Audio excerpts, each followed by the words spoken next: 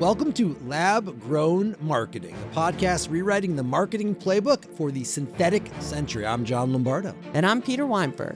We're bringing together the latest thinking in marketing with the latest breakthroughs in AI.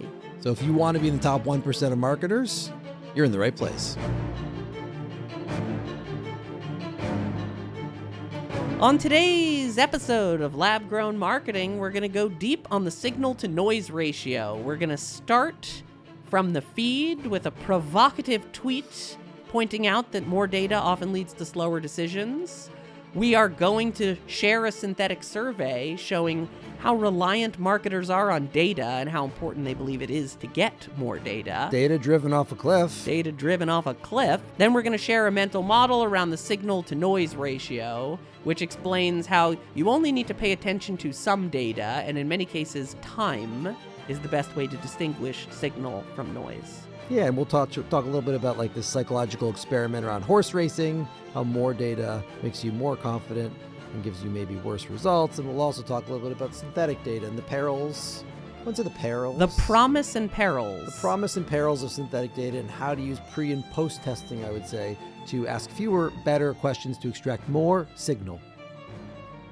Buongiorno, Johnny. Ciao, ciao. Welcome back. Benvenuti. So good to be here in Napoli with you, Peter. The Napoli of Manhattan, a.k.a. Canal Street. Canale. Canale. It's like we're in Venice. We're on the canal. Canale, We're yeah, on the canal. Right, the Venice of Manhattan. The Canale Venice Street. of Manhattan. Beautiful. Very excited about today's episode. We have so many unpopular ideas, it's hard to even choose between them, but this is definitely up there. Probably our top 3 most unpopular ideas, which is actually like the issues with data and how you can get lost in data, the signal-to-noise ratio. I always loved the company that named itself Data to Decisions. I don't know who those people are, but shout out to Data to Decisions. Whoever you are. You're right about that idea. Great idea. Great idea.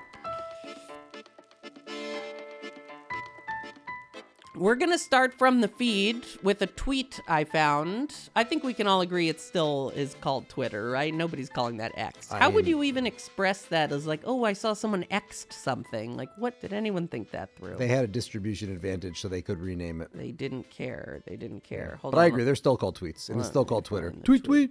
This is from someone named Devin Erickson. I can't tell who they are because their profile picture is a picture of a cat, and I assume it's not actually a cat saying this, perhaps just a cat enthusiast. What does the tweet say? It says, more data isn't always better. When an automated system has to make a decision quickly, you want it to have the leanest possible set of relevant data necessary to make the correct choice.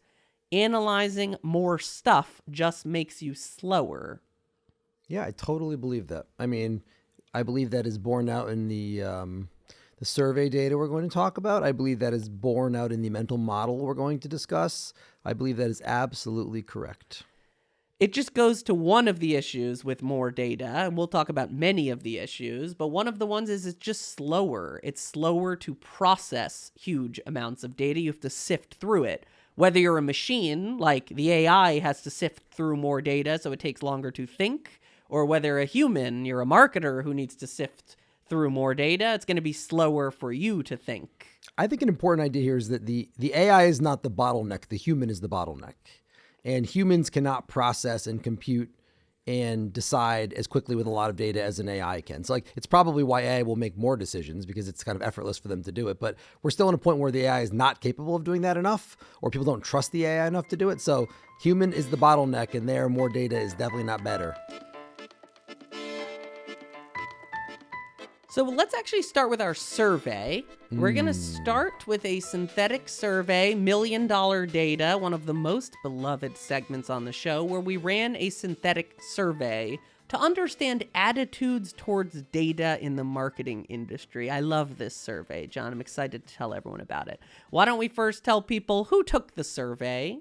1,000 global CMOs from mid-size to large enterprises, 500 in B2C, 500 in B2B. So this is a synthetic sample AI-generated respondents. Just for CMOs. And what did we ask, John, my love? Mi amor, Just ask mi 3 amor. simple questions. And again, like simplicity really matters. Like it's so important to be simple in these surveys, to ask simple questions. In real humans, in synthetic humans, the same thing applies. And the 3 simple questions were: 1, does more data help you make better decisions? And do you want to, and it was yes or no. And do you want to guess how many people said yes? I'm going to guess that the vast majority said yes. 80% of respondents said yes, more data helps you make more decisions. But that's not it, Peter. It gets even more interesting. It gets even more interesting? What was question number 2, Johnny? I'm waiting with bated breath. Does more data make you feel more confident? And what do you think people course. said? Of course it must. Right. It must. More data gives people a sense of they've explored all of the surface area. They have more control now, more knowledge now. So 87% of people said, yes, more data makes me feel more confident. But in these surveys, always good to kind of invert, ask a kind of question that would put these things in tension or in conflict. And so here we asked. A third question? A third question. What was this mythical third question of which you speak? A very tangible third question, not a mythical one at all. Has too much conflicting data delayed your decisions? Wow, that's a good question. Didn't see that one coming. No, didn't see that one Like coming here I at am all. all I can't even confident. guess. What did people say? Here I am all confident. What did non-people say? 75% of people admitted to sometimes or frequently having conflicting data delaying their decisions. So this is kind of the tension or the paradox here, which is you get more data, you become more confident, right? But in fact, you're not actually able to make better decisions. And I think people see this all the time, especially because they're really talking about it delayed the decision, right? That's the third point. So it's like, what happens? We see this in corporate America all the time, right? You bring somebody a decision. They don't really want to make a decision yet. They want to kind of stall for whatever reason. So what do they ask for? More data. They're like, go back, bring us more data. They're just trying to kind of throw sand in the gears of the decision-making process. Interestingly, that's something data can do as well. I think what's noteworthy about this survey that I find very interesting is how high the numbers are. I mean, we're talking high 80s in more data, better decisions, more data makes me more confident, right? It's not like a slight majority, it's a vast majority. And what I think that really shows you is how entrenched this idea is of data-driven marketing and how important it is to be data-driven. I mean, this is a cult-like belief, right? I've never liked the phrase data-driven at all. I mean, I think data-informed makes a lot of sense. Data-driven, I've never liked. I feel like it's data driving you off a cliff sometimes. Like you do need to think about the questions that are deriving the data. I also think the point about speed is critical. I mean, you now have to make faster and faster decisions, and you typically have to make it with like 70% of the data you want. Like the Bezos thing. There's a Bezos quote, right? Bezos, What does he say? Get 70% of the data you think you need to make the decision, and then make the decision. Like right. There is no such thing as perfect information. There's 70% information, and then the make a decision. time it would take you to get from 70% of the right data to 100%, you don't have that time. Better to make a quicker decision on less data, right? I've actually been very surprised. Like obviously we didn't originally come from market research. We got into market research. I'm amazed by how many times people just kind of without even being prompted will say like, oh yeah, like I wanted data to make this decision. The data came in 6 or 9 months later. And by the time I got the data, it was no longer useful. It was outdated. It was stale. Right. The speed of data is interesting, maybe as important as the quantity. We had a fun case study the other day where we had a client who needed to name a product, constantly coming out with new products, very, very innovative AI company. They tested the name synthetically 2 days ago, and then yesterday they announced that name. So if you think about how fast the product cycles are, especially at tech companies these days, you need data that's fast as much as you need a high quantity of data, right? Yeah, there's really like no perfect name either. I mean, there's like typically 3 or 4 names that are totally fine, and the quality of how you market them determines whether the name will be successful or not. And AI is super good at removing the bad names, right, surfacing the top couple of names that are good. Like any of those are fine, actually. Yeah, super interesting. So this is what I think you see. It's not, nobody in marketing would ever agree that it's worse to have more data. But let us explain why sometimes it actually is worse to have more data. which is where we will transition to the mental models of marketing. And we're going to talk about the signal to noise ratio, which I think beautifully articulates the perils of big data. And we're going to start with a bedtime story. You know, we love bedtime stories, John. We can tell this one. You'll tell it to Sadie. I'll tell it to James and Lola tonight. It's a great story. Why don't you tell us the story of Paul Slovich at the horse races? Yeah, this is a story that has achieved mythical status, typically, particularly in the finance world. Paul Slovich is a psychologist. He studies how people make decisions in an uncertain world. And he has this kind of a big idea that actually when you give people more information, they feel more confident, but they don't get more right. And how did he prove this? Tell us the story. Yeah, he has this very famous horse racing study that shows this absolutely perfectly. So he runs this horse racing experiment that is essentially a commentary on kind of big data and big data culture before it even existed. What he does, he takes 8 expert handicappers and he gives them different amounts of information. So these are people who bet on horses, and he's giving them more information about the horses that they're betting on. It's 8 basically like professional gamblers, right? Like who are super informed. And he gives them 5 pieces of data and then asks them to predict the winners. And there's 5 pieces of data about the horses and then predict the winners. Then he gives them 10 pieces of data. Then he gives them 20 pieces of data and finally gives them 40 pieces of data about the horses and asks in each case them to predict the winners. So he keeps giving the gamblers more and more data to see what effect it has on their decisions. Right. And with 5 pieces of data, they were able to achieve 17% accuracy. He also measured confidence, which is fun. And they were 19% confident. So just slightly outpacing kind of accuracy with confidence. A little bit more confident than the accuracy merited. When they had 8 times as much data, so 40 pieces of data about the horses, they still only achieved 17% accuracy. So the accuracy did not move at all with 8 times more data. But the confidence almost doubled, went up to 31%.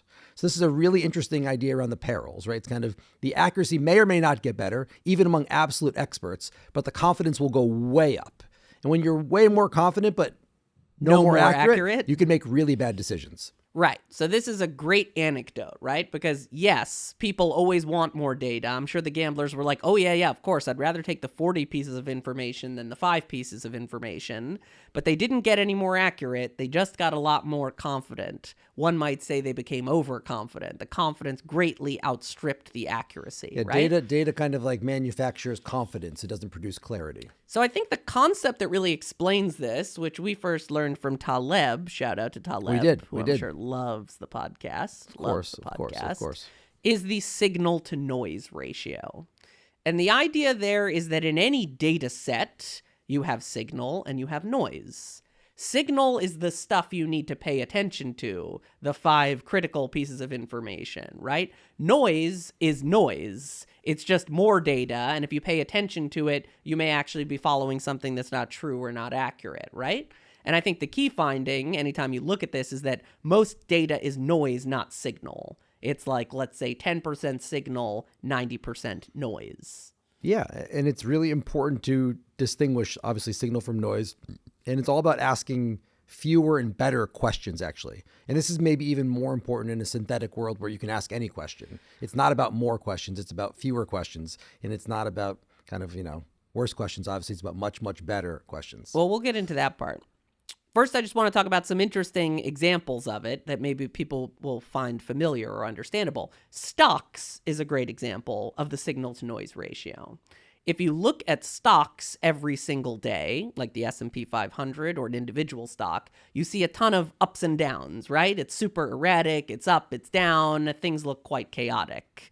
If you sort of zoom out and look at stocks over 10 years, 20 years, 30 years, you start to see the signal, which is that stocks are basically always going up over time if you have a broadly diversified portfolio. News is a fun example. This was a fun Taleb idea, I remember, which is like, if you read the news every single day, you can actually be less informed than if you read the news once a year at the end of the year, right? Because you wouldn't be seeing the noise of what was happening on a day-to-day basis. You'd be seeing the signal of like what ultimately happened in the world that year, right? So I think there's actually 2 interesting points there, which is like, how do you distinguish between signal and noise?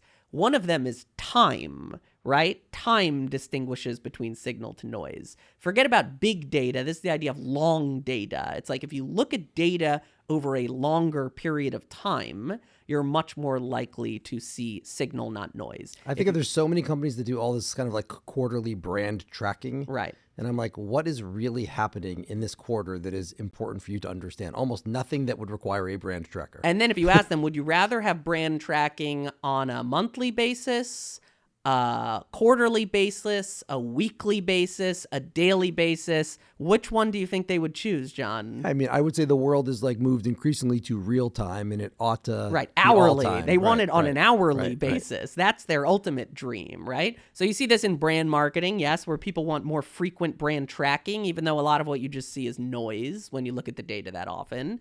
You also see it even in performance marketing, where clients are like, oh, I ran the campaign for only 3 days. I looked at the CPL every single day. Oh, it's up. I'm going to do more. Oh, it's down. I'm going to do less. And it's like, you're just reacting to noise. You're day trading on noise, right? Because actually what will happen is if you let it run for a little longer, if you let it run for a month or 3 months, you'll have a much longer data set, and you're much more likely to make a decision based on signal, not noise, right? So time is one way to differentiate between signal and noise.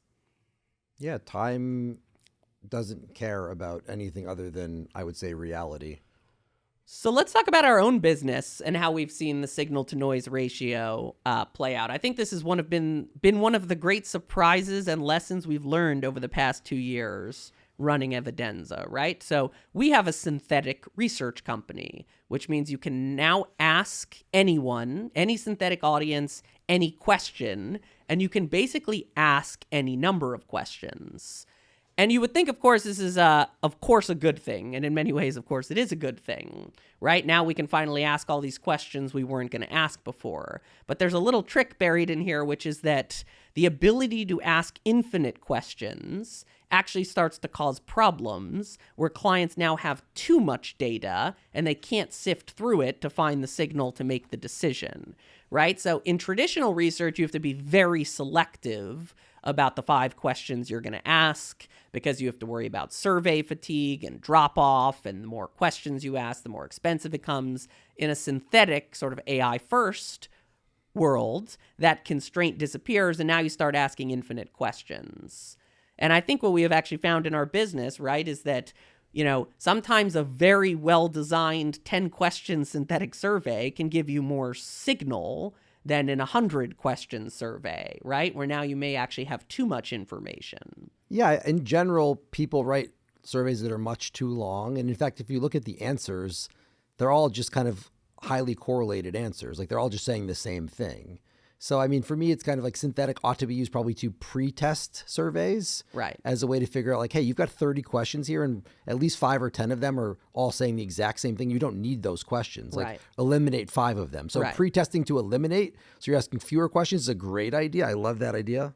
Right. It's okay to ask a lot of questions to weed out the bad ones to get to the signal. Exactly. But the idea that you have to pay equal attention to all 100 questions, that's where you get in trouble. And I think there is another way, like here's how I would do this. I would have, if I had 30 questions, I would try to use synthetic to pretest to eliminate 10, right? Get down to 20 maybe even get down to 15. And then what you'll find is you get more signal, but there will maybe still be a question or two where you don't get what you want. Well, then you can go back and add a couple of questions to get maximum clarity on what did you mean by convenience, or what did you mean by integration, or why are sales and marketing conflict there? So you could actually go back and take one question, maybe ask a battery of questions, maybe 3 questions. So you kind of go from 30 to 15. So you have fewer questions. And then maybe you add a couple of back and you end up at an 18 question survey, but it's done in a totally different way than asking 30 questions up front. Right. You're going deep on the high signal questions, exactly, not going deep on the high noise section. So there's 2 ways you can use synthetic to get more signal.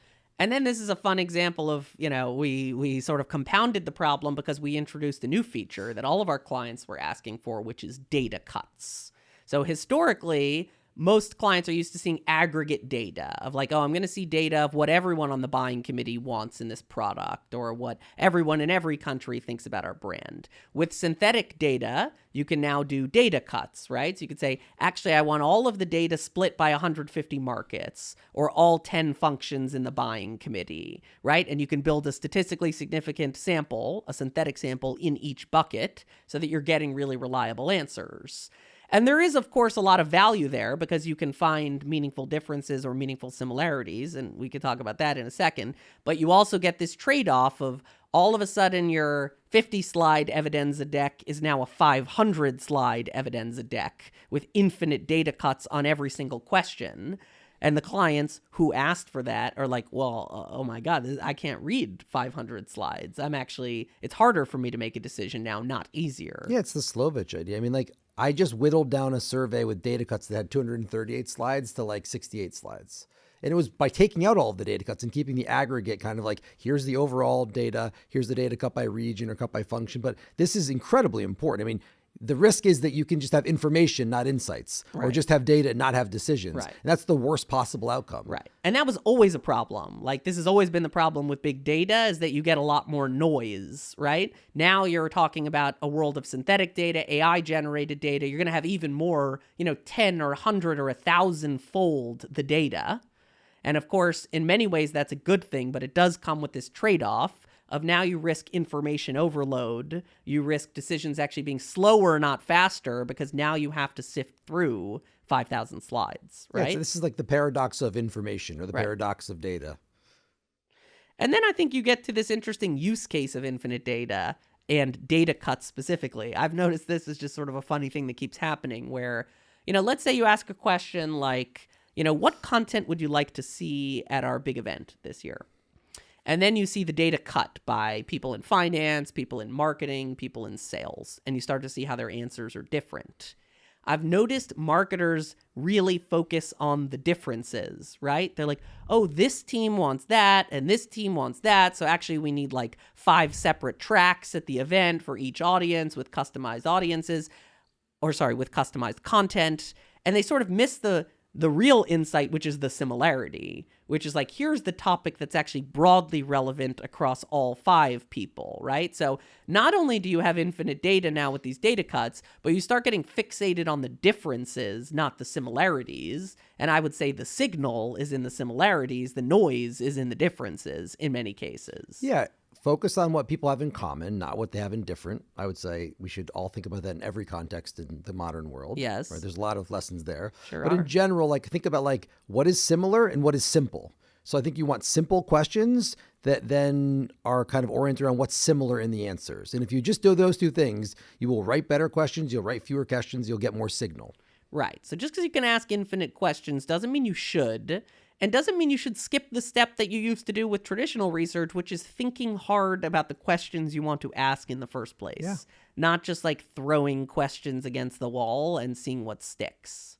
Yeah, my mental model for this is like, ask simple questions, focus on what's similar, and that gets you what has signal. It's the 3 S's. Ask simple questions, get useful answers. Simple, similar equals signal. That's good. Bada bing, bada boom for you, Johnny, on the signal to noise ratio.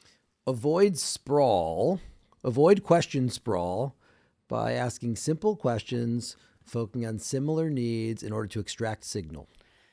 I guess the bada bing, bada boom for me is contrary to the belief of 89% of marketers, big data, more data does not always mean better decisions. It can actually mean worse decisions because the decisions, you may be overconfident in the answers. You may actually make a slower decision because you have to sift through all of this data. There's a trade-off. It's not just like more is more. Sometimes more is less, right? Yeah, and this is becoming more important in AI where you can ask any question you want. Right. Exactly. That's simple. Exactly. Occam's razor, baby. Keep it simple. Thank you so much for joining us. I hope you found some signal in the noise of this podcast. That is my wish for you. That's my holiday wish for you. And don't gamble with too many pieces of information about horses. Yeah, I really hope all the horse gamblers out there, that's the main target audience of this podcast, I hope you all learned a very valuable lesson on how to be more effective when gambling. Yeah. Be disciplined with your data. Well, I think that's it for this week on Lab Grown Marketing. Make sure to join us next time for another episode on marketing effectiveness and AI intelligence. And if you want to stay ahead of the two biggest revolutions in marketing, feel free to connect with us on LinkedIn. I'm John Lombardo, you're Peter Weinberg. And if you're ready to see what lab-grown research and strategy can do for your brand, please visit us, of course, at evidenza.ai. Ciao for now.